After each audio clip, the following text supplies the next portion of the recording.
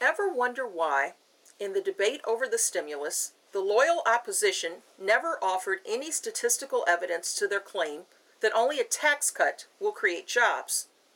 RNC Chair Michael Steele says that never in the entire history of the world has any government created a single job.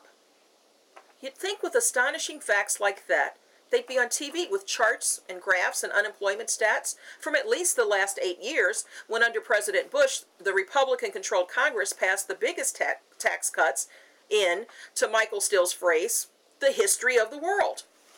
Surely such tax cuts were accompanied by massive new employment.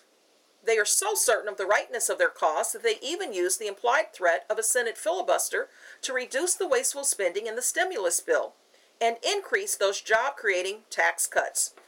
But even then, their principles would not allow them to vote for a bill that favored an increase in massive spending over to their way of thinking, the more fiscally responsible tax cuts.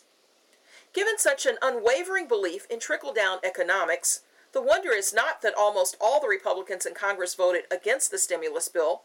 The wonder is that 3 Republican senators voted for it. How could those 3 possibly ignore all of the evidence proving that tax cuts are the best, indeed the only way to create jobs? Well, it turns out the answer is simple. There is no evidence of the sort. Even with the benefit of the housing bubble, there's not a single shred of data to support the idea that tax cuts created any jobs at all. The fact is, the tax cuts go disproportionately to the wealthy, and that money is seldom spent. Whereas spending programs create jobs among the middle class, who especially during a recession have not the discretionary funds at hand and are much more likely to spend any money they get. Click the link below and listen to independent financial writer David K. Johnston explain the actual figures to Steve Inskeep on NPR's Morning Edition.